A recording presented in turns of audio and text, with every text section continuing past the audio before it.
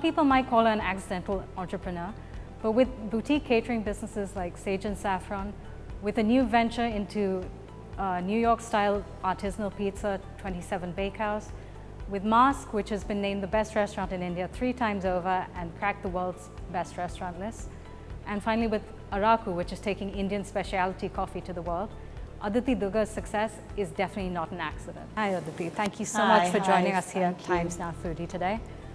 We'd love to know a little bit more about your journey in food and what inspires you. So how did you get started in the restaurant business? Almost started out as an accidental entrepreneur, but food's really part of my DNA, and I've been a big foodie even in my childhood days, and my life revolved around my lunchbox in school in the beginning years.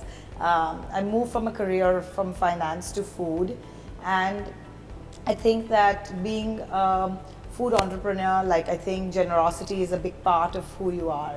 And I've grown up also I've grown up in a large joint family, and generosity has really been sort of the tying thread, even my culture, and I think I bring that to the table as a food entrepreneur, and I think that that's also what's made me successful, is really listening to my audience and curating in those gaps. So how did you get started in curating such unique restaurant experiences, and what drives you in that direction? I think that, so I started out with a catering business with my mother, and we started out with a vegetarian catering business because I grew up in a vegetarian household. I'm vegetarian as well, and we saw a huge gap in the market in innovative vegetarian food, because going out back in the day, vegetarian food was almost like a side dish, and going to a multi-cuisine or European restaurant or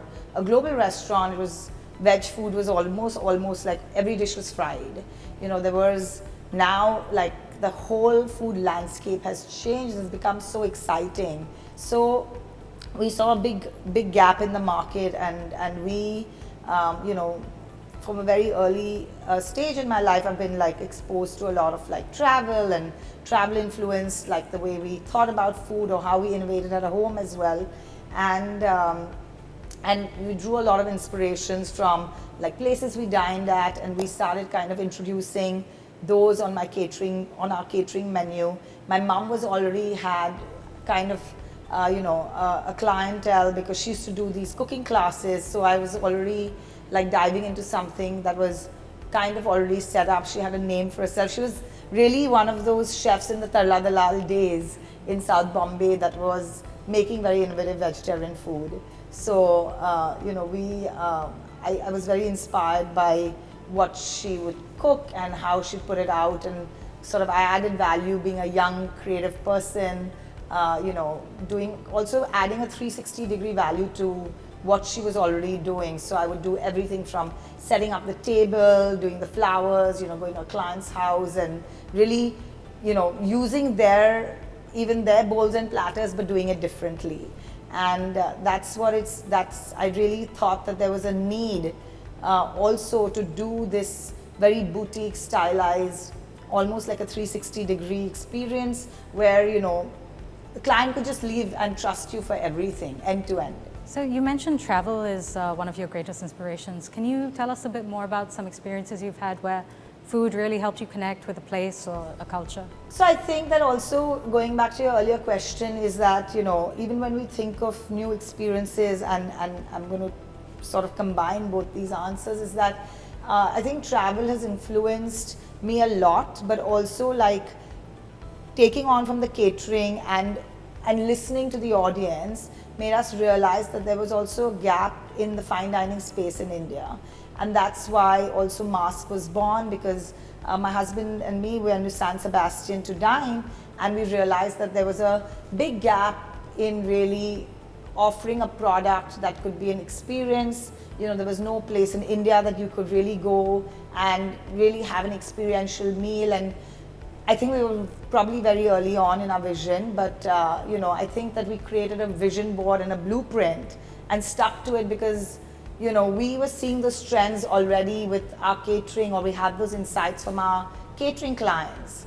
And even when we delved into like kind of building out that blueprint for Masque, travel really kind of gave us those insights. When we started traveling all over India to also source our produce, we started realizing how Indian food is so vast, and like how, I mean, we've known this for generations, and good food was always available in people's homes. And when you went to dine at different homes, you realized that these recipes or grandmother's recipes were really, that innovation of Indian cuisine was really in homes and not really in restaurants.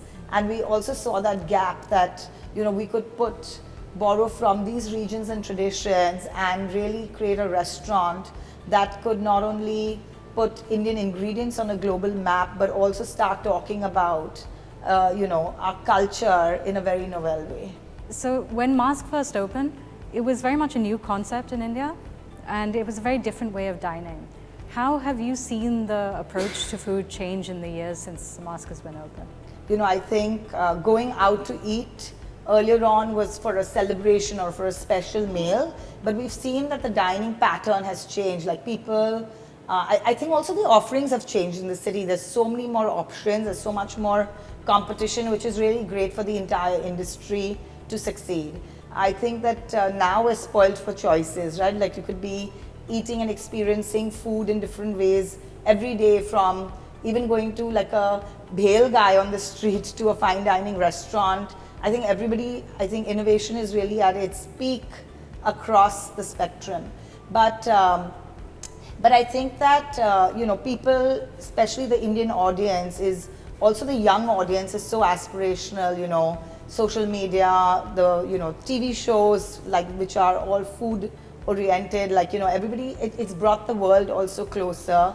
I think Masque very earlier on started collaborations. So it's also like, we from the very beginning believed in exchanging ideas and really taking Masque also to a global level, because I think that when you're more open as a community to exchange ideas and to keep educating yourself, you also attract kind of the right audience. And it's been a journey, of course, like, earlier on, sometimes like the restaurant was also empty. Like, we probably had 2 or 3 tables in the entire restaurant. Now you can't get a table at Masque. So it has been obviously a journey of a lot of hardships, but I think it is really, aligning with the team on a vision when we knew that, we believed in what we did. And I think each member of the team has brought value and has pivoted. Like we've really kind of listened to our audience. Earlier on, I would say Masque was a very ingredient-driven restaurant. We realized that the focus had to shift to more a personal story. We started working with ingredients from the Himalayas, and like the stories became more personal. And then when there was a change in guard, I think the restaurant became more Indian focused than before, because Varun as a chef is ready to take risks of really boldly putting Indian food out. He's a Bombay boy. He's ace behind the grill, and I think his flavors are so bold. And I think that because he's been at Masque since day one, he's kind of understood also the mistakes we made over the years and like pivoted from those experiences and taken Masque to a new level. Since Masque has become such a worldwide phenomenon and a global name, how do you feel you deal with the pressure and the fame that comes with it? I think every day is a new day. No 2 events are the same, whether it's the catering business or even at Masque or across any of the brands. I think no customer is the same. I think the same customer can come back even to Masque and still expect something new on the menu. And even though our menu changes every 3 months, the chefs are ready to please the client or the host or the guest, saying, hey, you're back in a week, we're happy to curate something new for you. So I think every day is a new challenge, and it's actually super exciting. I mean, I think that, even some failed days, or if something doesn't go right, it's a new learning for us, and we're always up for a challenge.